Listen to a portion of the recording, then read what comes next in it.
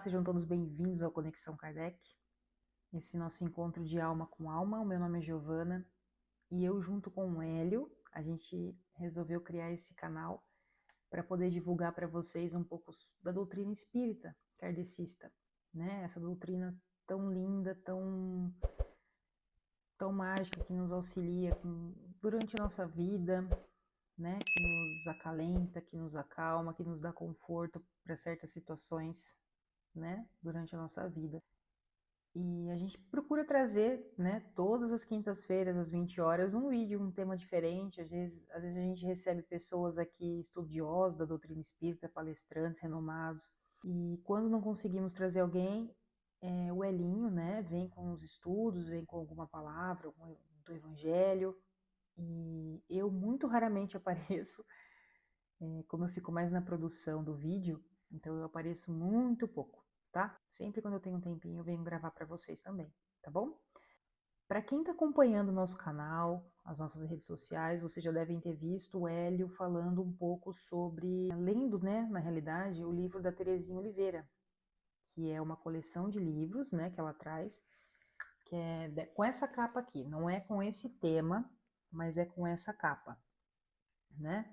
Que é um estudo da doutrina.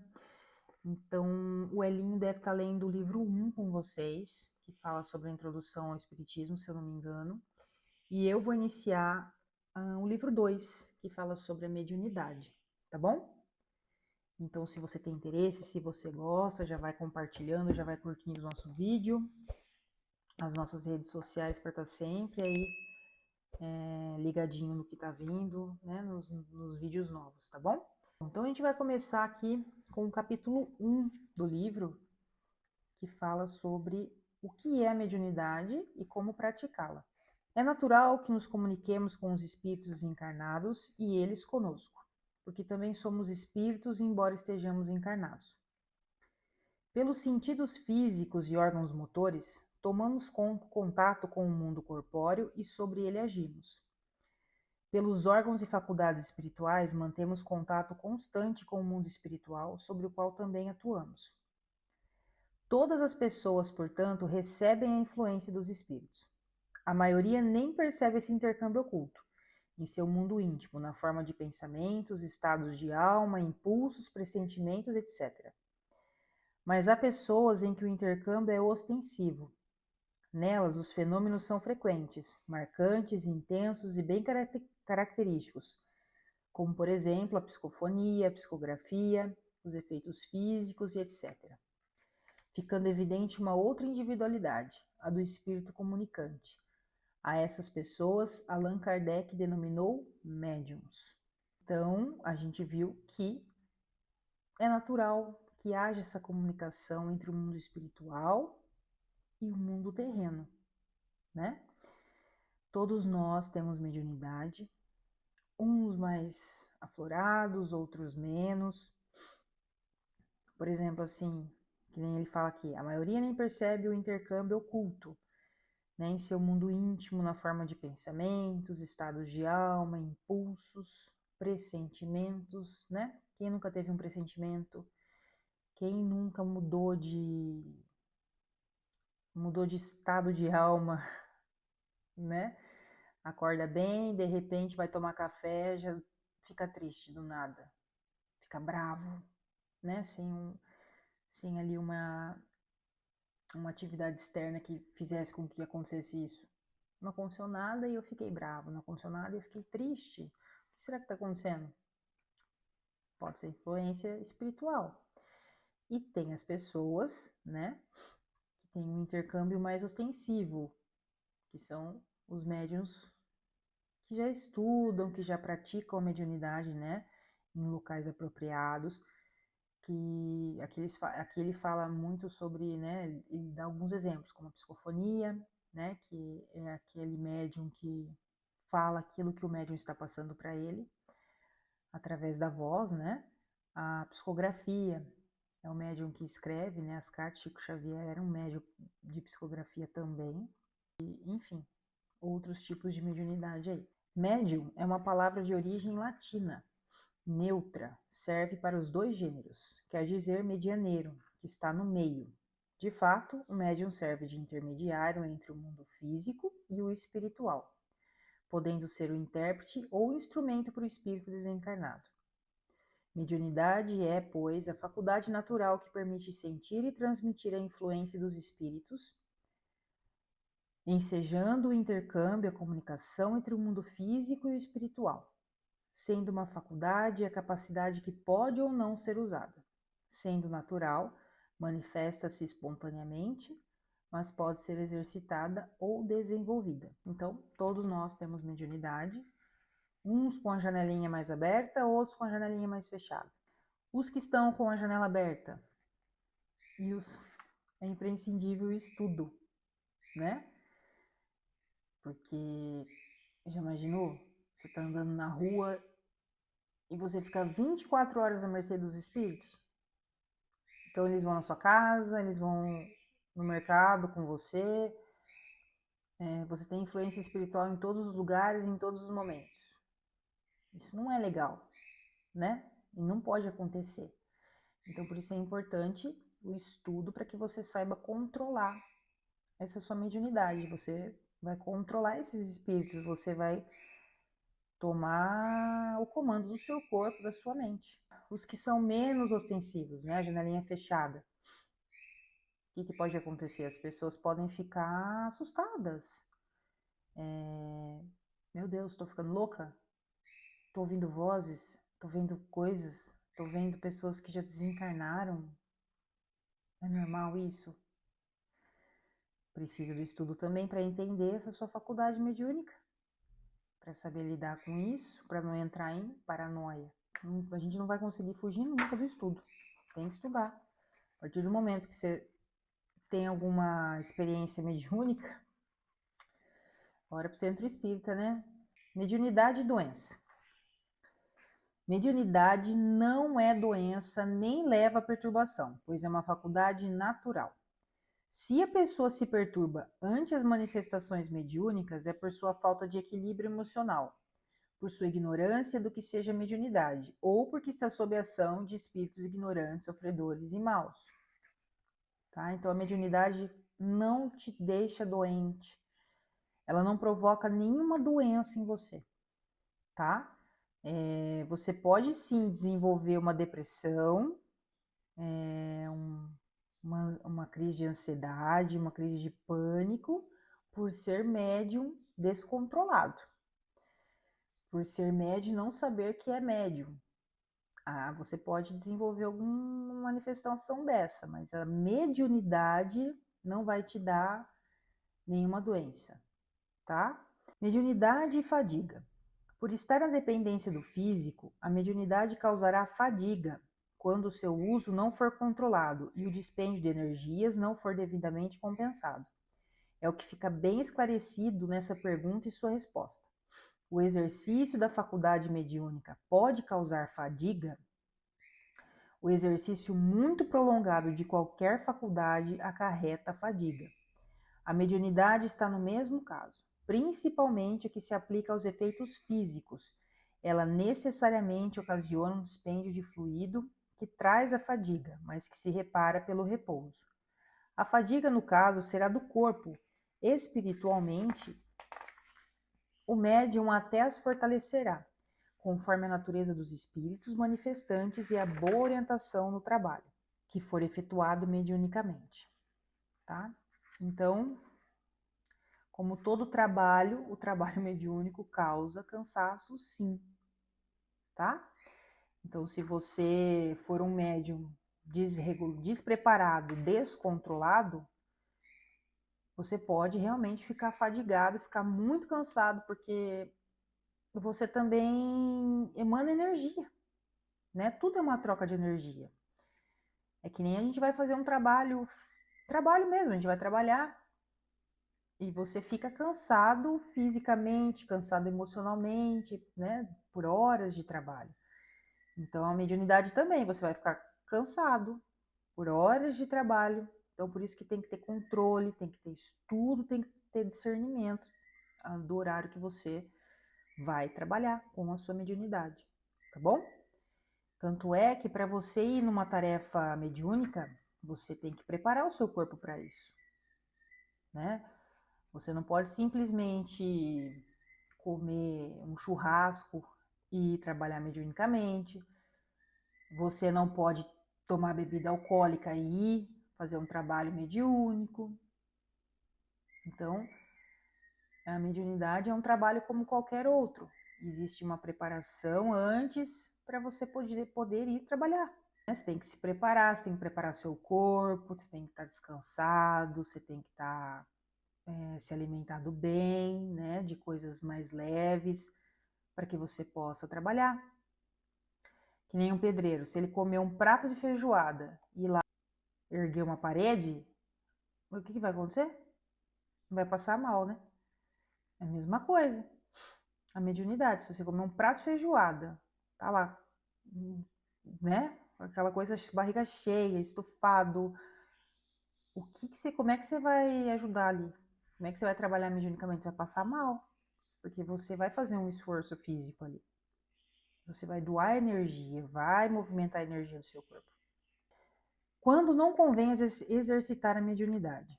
O exercício da mediunidade deve ser evitado nas pessoas que não podem sofrer sobreexcitação, tais como as que apresentam fraqueza mental ou tendências à excentricidade, as de organismo débil por natureza ou debilitados por doenças graves, ou outras causas, como a epilepsia.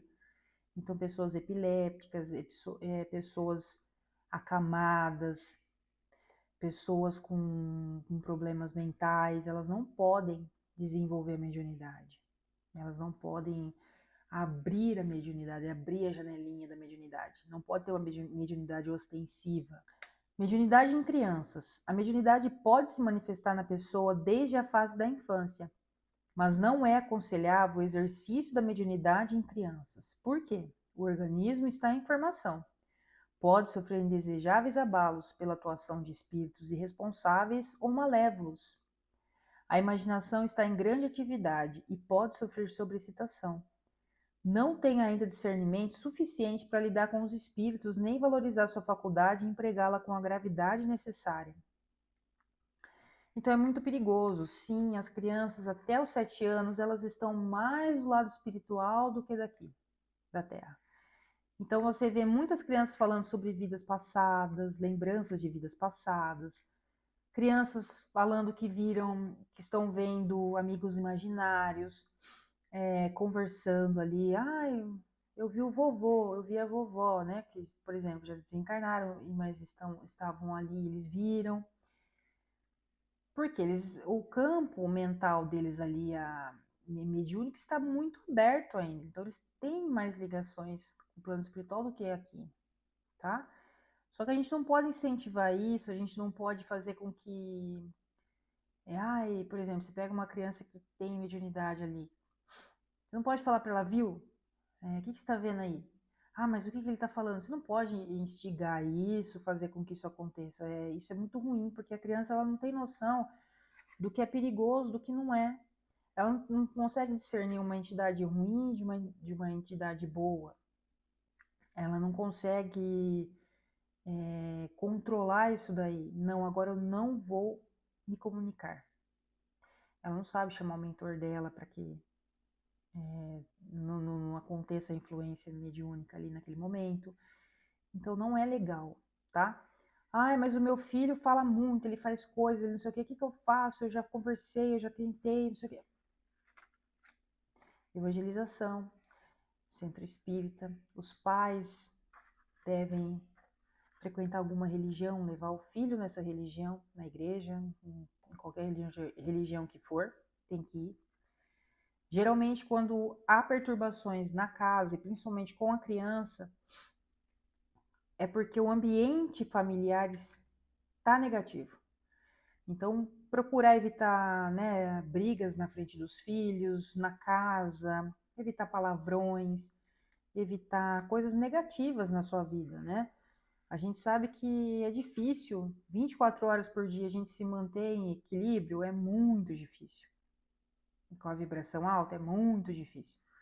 Mas a gente tem que tentar, pelo menos, lembrar, parar, respirar, rezar um Pai Nosso, fazer uma oração para que as coisas se acalmem, né? A gente tem que tentar viver em harmonia. É difícil, porque o dia a dia nosso é muito corrido, é muita coisa, muita preocupação, e às vezes a gente acaba aqui, né?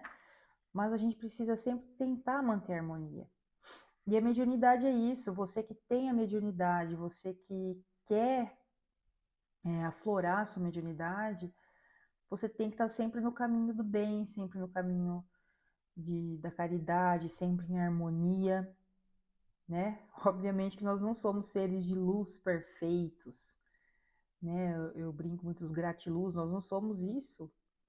A gente tem que. A gente é humano, a gente erra, a gente se estressa, a gente fica bravo, a gente fica para baixo com os problemas que vão acontecendo durante o dia, né? Mas se você é médium, se você quer abrir a sua mediunidade, o que você tem que fazer? Tentar se manter em harmonia. Então, ai meu Deus, estressei aqui. Em vez de você xingar mais, brigar mais, ficar mais bravo ainda, tipo, calma, vamos relaxar, deixa eu fazer uma oração. Eu tenho uma terapeuta, eu gosto muito dela, e outro dia eu perguntei, falei, como que é uma terapeuta holística? Eu falei, como que você faz para ter equilíbrio durante o dia, para ter a sua proteção, já que você lida com tantas pessoas, você só escuta problemas o dia inteiro e você só lida com energias problemáticas negativas. Ela falou, Giovana, eu rezo o Pai Nosso 24 horas por dia. Eu nem sei, ela falou assim, eu nem sei quantas vezes eu rezo o Pai Nosso no dia, mas eu rezo muitas vezes. O tempo todo eu estou rezando o Pai Nosso. Então, assim, ela quer dizer, o tempo todo a gente tem que estar com o pensamento em Deus, né? No plano espiritual, para nosso auxílio, para a gente manter o equilíbrio. Senão não tem jeito. E se você é médio e se manter em total desequilíbrio, você não vai conseguir trazer ao seu redor entidades boas. Provavelmente você vai ficar trazendo ali para você aquelas entidades negativas, né? Você vai virar uma esponja e vai ficar pegando só aquelas entidades que querem auxílio, que querem sugar a sua energia. O seu mentor, então, você não vai nem conseguir ouvir. Você não vai conseguir nem ver nem ouvir ele. Tamanha a sua negatividade. Então a gente tem que tentar sempre estar se reequilibrando, sempre mantendo ali no sistema, né, num nível mais elevado. E não adianta, gente, a gente não pode fugir, né? A gente tem que estudar sempre. Sempre as coisas estão mudando, os problemas mudam, a doutrina também muda, evolui. Então a gente tem que estar sempre mudando, sempre enriquecendo ali a nossa vida de estudo, de informações boas e positivas, não é? E o muito importante, frequentar uma religião, seja ela o que for. A sua família tem que estar frequentando uma igreja, tem que estar frequentando um centro espírita, você tem que estar, né? A gente sabe que hoje as influências negativas estão muito fortes mesmo, muito fortes. E quanto mais a gente quer entrar no caminho do bem, quanto mais a gente quer trabalhar para o bem, a gente vai sofrer. Sofrer que eu digo assim, o mal não vai querer deixar, né? Pode perceber, quando você começa a fazer tratamento no centro, por exemplo, você acorda, nossa, hoje é segunda-feira, hoje é quinta-feira, eu tenho tratamento no centro hoje, que delícia, eu vou tomar um passe, vou assistir uma palestra, eu vou levar minha garrafinha de água para fluidificar. Pode perceber, durante o dia, nossa, acontece cada coisa com você que você fala, meu Deus, isso aqui não é possível acontecer um negócio desse. Estoura pneu, quebra não sei o que lá, atrasa não sei o que. Eles fazem de tudo para você não ir. Então, coloca na sua cabeça, se tá acontecendo isso, é porque tá fazendo bem para você, né? O mal não quer ver a gente bem. O mal não quer ver a gente progredir, ver a gente evoluir na vida. Então, se está acontecendo todas as interferências para que você não vá se tratar, não vá se melhorar, firme o pensamento. Só porque agora eu vou. Mas nem que eu tenha que ir a pé no centro, embaixo de chuva, eu vou. Né? Porque você está no caminho certo. Se tá difícil é porque tá no caminho certo, tá bom? Então, era mais isso. Eu queria falar um pouquinho mais da introdução da mediunidade, né? Que aqui no livro fala que todos nós somos médiums e é uma faculdade isso. Então, assim, uns vêm sabendo mais como usá-la, outros não vêm. E, e é o estudo que vai fazer com que a gente consiga trabalhar com ela, tá? O estudo, o que, que ele auxilia o médium? A controlar a mediunidade, né? Por exemplo, imagina, 24 horas você ficar utilizando a sua mediunidade, 24 horas você ficar vendo, conversando, escutando, você não vai ter vida, né? Então, assim, existem hora para você trabalhar a sua mediunidade, existe hora para você. É uma rotina, né? Ah, terça-feira eu vou no centro da tarefa mediúnica, então só lá que eu vou trabalhar minha mediunidade, só lá que eu vou conseguir atender, auxiliar algum espírito que está indo atrás de você. Então você começa a falar para ele, você aprende a pedir proteção, enfim, é através do estudo que a gente consegue organizar a nossa mediunidade, tá bom? Eu espero que eu tenha esclarecido um pouquinho o que é a mediunidade. Depois a gente vai falar um pouco também sobre os tipos de mediunidade que existe, como é que não é, tá? Primeiro, isso aqui foi uma introdução do livro para a gente entender um pouquinho o que que é, tá bom? Depois a gente vai, durante o estudo, vai progredindo, ele vai falando, né, sobre os tipos de mediunidade, como é que as classificações, enfim. É um livro bem legal, bem interessante, bem fácil, tá bom? De se compreender. Então, muito obrigado pela presença de todos. Antes da gente encerrar, eu gostaria muito de agradecer a editora Boa Nova por toda a doação, toda a colaboração que ela nos dá aqui para o canal, doando os livros, né, as obras básicas. A gente recebeu muito evangelho, muito livro dos médiuns, tá? Os lançamentos, é muito, muito, muito legal, muito bom ter esse patrocínio, tá bom? Então, muito obrigado, Editora Boa Nova, e muito obrigada a todos vocês que nos acompanham sempre, todas as quintas-feiras. E dá uma forcinha pra gente, compartilha o vídeo, segue o nosso canal, segue lá no Instagram e compartilha com a sua família, com sua irmã, com seu irmão, com seu pai, sua mãe, enfim, para que o nosso canal cresça cada vez mais, que a gente consiga levar a doutrina aí para muitas e muitas pessoas, tá bom? Muito obrigado pela sua companhia e a gente se vê no próximo vídeo. Até mais!